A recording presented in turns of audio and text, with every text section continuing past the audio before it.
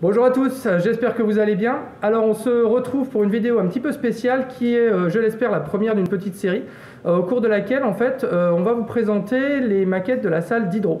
Alors cette série-là, elle est en collaboration avec ma collègue Madame Bourg. Donc c'est elle qui va vous présenter les maquettes sur ces vidéos. J'espère que ça va vous plaire. En tout cas, dites en commentaire si c'est un format qui vous intéresse. Auquel cas, on essaiera de faire ce qu'il faut pour vous en proposer d'autres par la suite. Bonjour à tous. Donc, comme Monsieur Fortry vous l'a dit, on vous présente aujourd'hui la maquette perte de charge. Donc, c'est une maquette qui va nous permettre d'approfondir un petit peu les connaissances là-dessus, au niveau mécanique des fluides.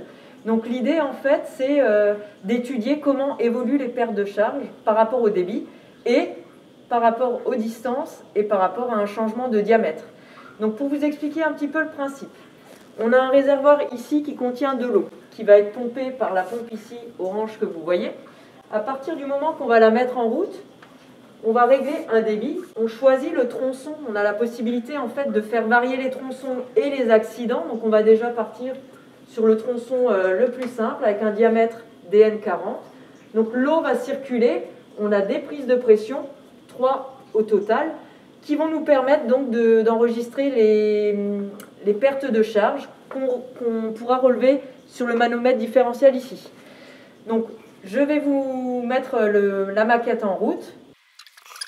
Le démarrage de la pompe a été lancé. Je vais maintenant régler un premier débit. Et c'est avec ce robinet en sortie de pompe au refoulement qu'on va régler donc, notre série de débits et relever en parallèle la perte de charge correspondante. J'ai un débitmètre qui va jusqu'à 6 mètres cubes par heure. Je mets déjà un débit de 2. Donc l'idée c'est de faire une circulation continue. Donc je suis connecté ici par mes prises de pression reliées directement à mon tube différentiel. Et pour la prise de mesure, je ferme les robinets. Je relève ici justement la différence que vous pouvez voir à cet endroit. Et donc on peut mesurer le dénivelé qui correspond donc au delta H et donc à la perte de charge. Donc là pour le débit justement j'ai une différence d'à peu près 4 cm. Donc l'idée, c'est de faire varier le débit.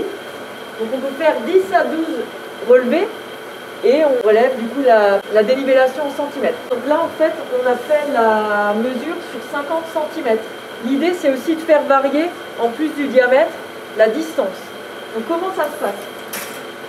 J'ouvre mes robinets pour faire la mesure. Quand j'ai fait ma mesure, je vais fermer le robinet, je me déconnecte pour passer de 50 cm à 1 mètre. Lorsque vous vous branchez sur le tronçon, pensez à mettre votre main pour éviter des tensions au niveau de la canalisation.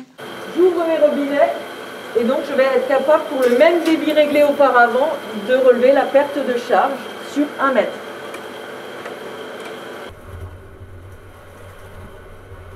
Je me retrouve avec du 2,5.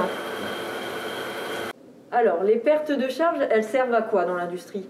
C'est utilisé énormément en ingénierie pour tenir compte des pertes de charge d'une installation complète et pour pouvoir dimensionner du coup au plus juste un appareil qui permet de transporter un fluide. Donc ça peut être un fluide gazeux, à ce moment-là ça sera pour dimensionner un compresseur, un ventilateur ou un fluide liquide et à ce moment-là on parlera de pompe, ce qui est notre cas.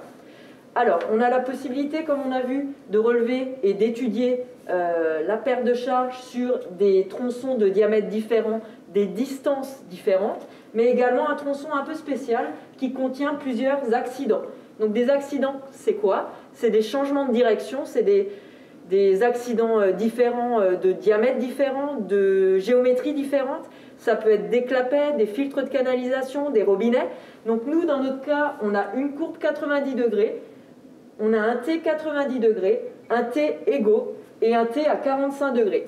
En se clipsant, on peut donc vérifier avec une série de débits, une variation de débit en fait, les pertes de charge engendrées par ces différents accidents et relever donc la perte de charge sur le manomètre différentiel liquide.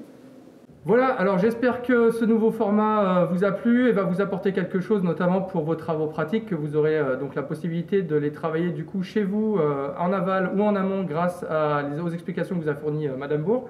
Et en tout cas, dites-le nous dans les commentaires si ça vous a plu. Dans tous les cas, on se retrouve très bientôt pour une prochaine vidéo. Ciao! Salut!